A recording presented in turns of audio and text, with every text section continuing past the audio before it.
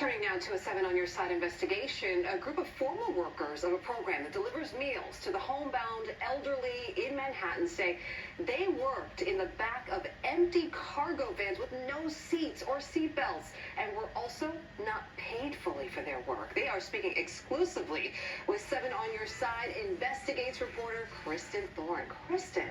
Charlene, the men believe they were terminated from their jobs because they spoke up to the director of the program about their concerns for their safety and for, according to them, not being paid correctly.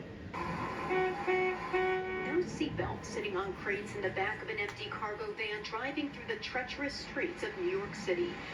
Former workers of the Charles Wahlberg Center based in Harlem say this is video they took of how they worked at the community organization. Wahlberg Center delivers meals to seniors who are homebound. I got thrown, breaking too hard, I got thrown in the back of the van, hurt my neck, hurt my back. You gotta be cautious because you could bump into food. We're picking up meals for seniors. Paula Brown is the head of the Wahlberg Center. She told me it is not the policy of the center that employees work from the back of empty vans. But McClinton Irby says he drove those vans for nearly 2 years. I would have about 3 or 4 people in the back of the van. The former workers sat down exclusively with Eyewitness News not only to discuss that, but also the money they say the Wahlberg Center owes them. I work a whole month, I did not get paid. First check we got in May bounced. I was really confused. I had bills due that day. Next check came. That was Mother's Day weekend. We didn't get paid. We're still working, not knowing when we're going to get paid. Does this make any sense? I obtained a letter Brown sent to employees in May notifying them the center hadn't received payment from the city and thus could not make payroll May 26th. Brown asks employees to offer an extension on their paycheck. Brown says in the letter the center is contracted through the city's Department for the Aging. The department told me it pays on time any invoices it receives. I am recording this now. Brown would not do an on-camera interview about the workers' concerns regarding their safety and payment, but she told me over the phone.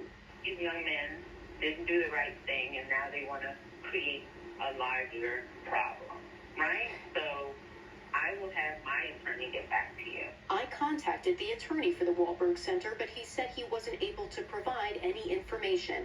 Brown later emailed saying, as a small not-for-profit, we have paid our employees all amounts due them by law.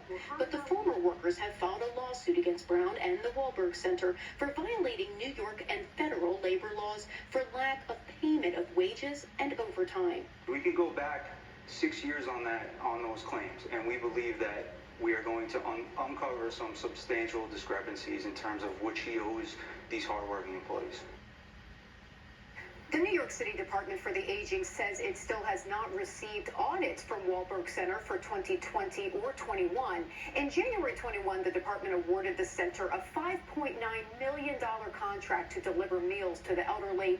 The department tells us it is aware of the Wahlberg Center's fiscal management issues and has provided technical support to them, but they say any other internal management issues going on at Wahlberg would fall outside the oversight of the Department of Aging because the center is its own organization.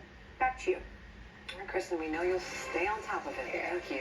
Well, still ahead on Eyewitness News at noon, the teenager who was shot when he mistakenly went to the wrong house to pick up his siblings opens up to share his story. Hear from Ralph Yarl on what he experienced that day in an ABC News exclusive. And a health alert where we are seeing the first cases of malaria in the United States in more than 20 years.